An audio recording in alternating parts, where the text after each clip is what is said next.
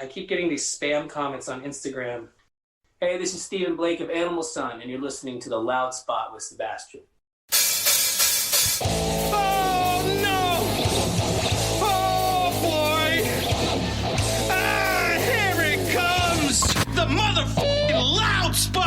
That's right, you're listening to the almighty Hot Zone! Doing the intro to the Loud Spot podcast! You're goddamn right! We're doing intros for podcasts now! And if you don't like it, you can suck the entire circumference of my Wayne Tretzky with the squeals and the drops! P1E goes on till it pops! Cannonball, don't trust a cop! Johnny Spotswood just don't know when to stop! Yeah! And if you don't like it, you better take your ass up to the snooty box, cause this is the Loud Spot! Okay, see you later. What's up, everybody? Welcome to the Loud Spot. I'm your host, Sebastian Cosme, right out of Oklahoma City. Today we have Stephen Blake from the band Animal Sun out of Los Angeles. What's up, man? Hey, man, how's it going? Thanks for having me. Absolutely, dude. And then we have Sam McIntosh. He's here, and you guys work together. So I'm happy to have both you guys on the show at the same time. So I plead the fifth. I don't work with them. So, Stephen, tell us a little bit about Animal Sun. That's a super cool name, by the way. Oh, thank you. So when did you guys start? How long have you guys been playing together? Seems like there's a little bit of buzz about you guys with their music videos. Shit, man. Well, there's like so many different chapters of this group. Originally, it was conceived in like 2011. Like the idea was conceived, and it came about into its first iteration, which was me and Will. Will's my brother and also the drummer of the band. In 2014, we were just playing these like little local crappy dive bars all over the East Coast, when we were in school. And put out a few demos, started picking up some steam. And then we added two guys to the band. We started playing all over colleges and opening for like local bigger names. And then we moved up from there and started opening for some big touring acts like the Frights, who are on Epitaph. Okay. Blew way the hell up. Right when we opened for them, they started blowing up like really big. And now they're like 30 million on a couple of songs on Spotify. You should have waited to open up for them for like a year later. I know. There was a couple hundred people there. It could have been like 4,000, 5,000. Right? Anyways, but this guy's really cool. Great time playing with them. Anyways, from there, we went to kind of hit a glass ceiling. Okay. We lost it to guys we were playing with. This was around 2018 that we lost them and moved to LA. It became a duo again. And we were a duo for about a year here. And then we met the two guys that we've been playing with for the past 2 years. So it took, if you want to talk about when this band was conceived, it took 10 years to become seasoned players, become seasoned songwriters, find an identity, find a sound, understand like what message we were trying to get across to our fans and build that universe. And we finally did it with this upcoming record, but it took so long. I mean, Sam came in to the situation like right at the beginning of this record kind of taking place. Like I remember like I was conceptualizing it like when he started talking to me.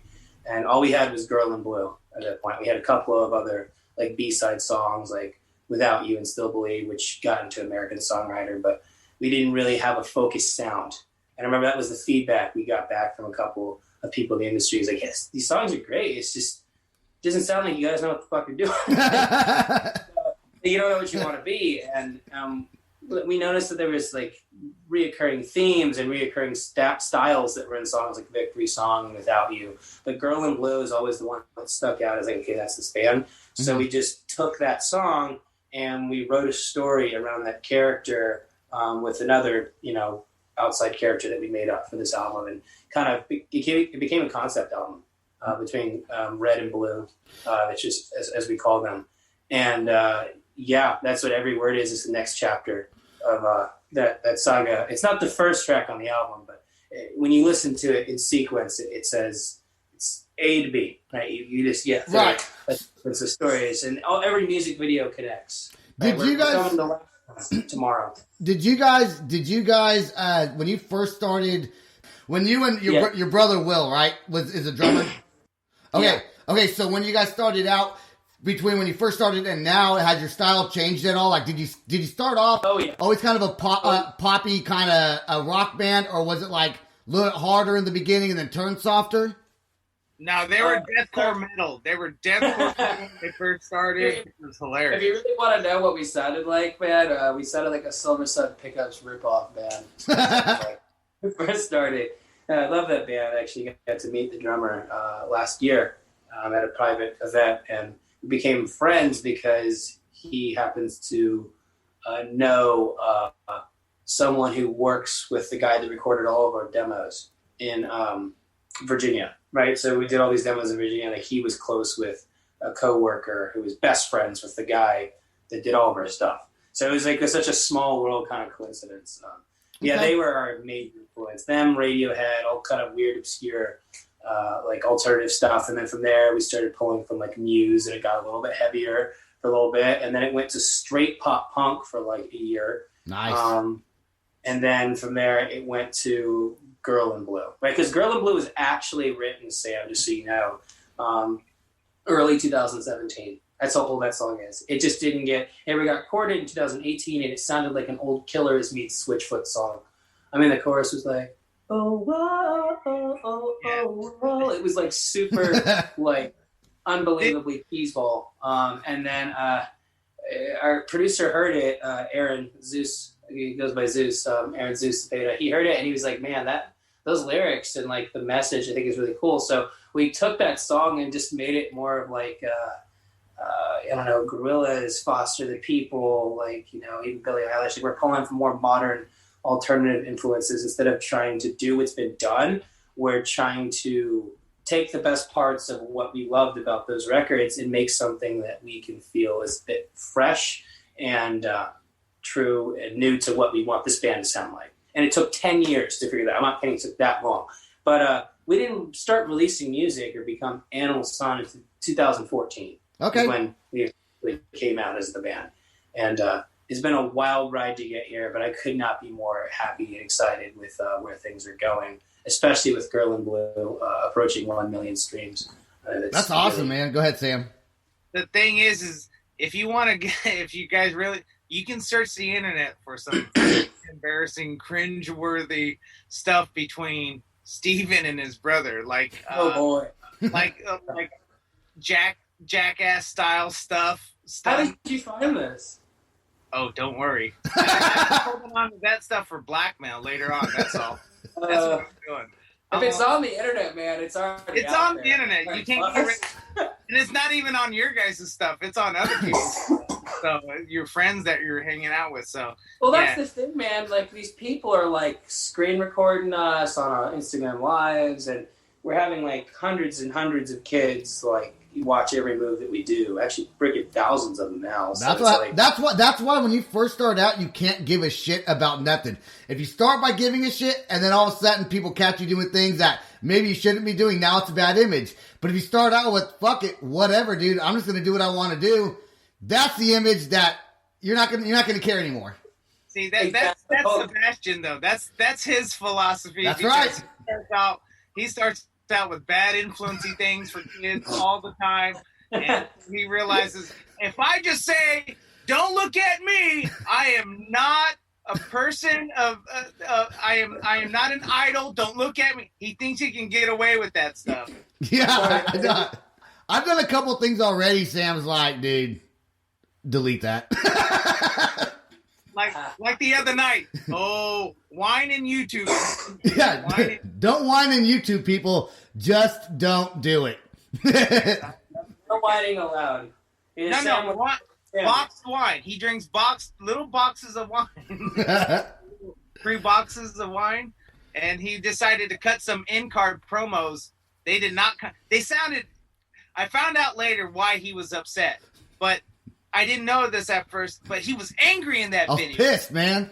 If you wanna unscripted, you can go anywhere else. But no, you need to fucking come on the loud spot. And I was like, what are you doing? What is this hot dumpster fire of a mess in card here? So the next morning, I was like, hey, we got to discuss this. And he's like, I've already deleted it. And he explained to me that he What? How many times did you try Like to cut that? 29, 30 times, and I was like, screw this, man. I'm done doing it. So he was getting frustrated. That's what it was. The frustration was coming out. And the wine. Frustrated and on wine does not make good for a good end card for a YouTube video. I'll tell you that right now. Wine drunk, man. You got to be careful with that stuff. It'll get you. It hits you just like that. I want to ask you about the Girl in Blue music video. So that, like your videos, I watch a lot of music videos, but yours do they're more telling a story rather than just playing music, right? So how long does it take to shoot something like that? God, dude, way too effing long. Like the Touch music video took days to make because we shot in Little Rock, which is a little tiny town, like 90 miles north of I guess it's more like northeast, but it's like in the desert near Palmdale, but like if you're looking at it on a map, it's to the right of Palmdale. It's in the middle of effing nowhere. So like we pulled off on yeah, you know where it is, right? We pulled off on the side of this dusty road, and there was nothing for 30 miles, and there was so we weren't even in Little Rock. We were in the middle of nowhere, right? And we filmed the scene where the guys were camping in the tents because they were too broke to afford a hotel, and the girls steal the van, who I guess are just supposed to be like the female Bonnie and Clyde. They just steal the shit. I mean, they don't know us. They just steal the van, and we were there. Then we got there we had to wake up at 9 o'clock in the morning, drove 2 hours, filmed for 6 hours. It was like two hours during the day, and then 4 hours at night. And it was like 30 degrees and windy because it was late October up in high desert area. I think it was cold up there, man. And in the middle of shooting, wild dogs actually came up to us. By wild dogs, I mean they were runaways. They didn't have collars. They weren't. Did you pet them? No, like, the girls come here, dude. Come here, puppy. Girls did, and they were friendly, but like they clearly weren't clean. Right. And they were kind of gross, and I was like, man, you don't know what they have. Like, don't go. That's exactly what probably people think of you guys when they have, don't touch them. They're probably not clean. They're definitely. Hey. I saw was that last night you were on Instagram? That was Friday night. Thursday? Thursday? Where we played on the rooftop. Oh my God, I was so freaking mad. Just between you and me, I rehearsed my entire set. It's gonna be you, me, and the rest of everyone listening to this. So unless you well, I don't care. I'm gonna complain. Go on. I rehearsed the whole set with a capo. Okay, and I was specifically prepared. I've been practicing for weeks with a capo. And I accidentally let our producer borrow my guitar, and of course that was the guitar case that had the capo with it. So I had to completely wing it and play things in different keys that I hadn't rehearsed, and I don't know how we pulled it off the way that we did, but it was totally. I even had to play. I had to take a song off the set list. Yeah, I thought it was a great video. Of course, I'm a little biased, so obviously, But why? Only questions. Why did you do it live? Was it because of noise complaints or anything? The full band? Yeah. Yeah, the full band. Yeah. We actually almost got kicked off just for me. You could have just done it anyways. I mean, dude, I was telling Sam it would have been super cool if you guys had the whole band up there and the cops come and shut you guys down, and you're like, "Screw that, we're still playing our songs." Like that would have been pretty cool, man. I mean, download every word tonight at midnight as you're getting. That would have went viral. 1 billion people would have seen that. It would have been way better. But it was Attila's build. Attila is our marketing agent / consultant / good friend / local magician in this band who does a lot of crazy things for us. But it was his building. And he just moved in there, and we didn't want to ruin his relationship with the leasing office. So he was the one who gifted us that spot. So I just didn't want to get in trouble. Yeah. I know a lame answer. It's lame. If you want to be a rock star, you got to break rules, man. That's right. That's just the way it goes, dude. I got a question for you. When it comes to producers, have you only worked with one producer, or do you work with on this new stuff you're coming out with? Is this someone else that you're using to produce the album? So I've worked with multiple producers over the years. I guess they were more mix engineers that kind of became producers because I didn't know what I was doing. So I was like asking for their opinion.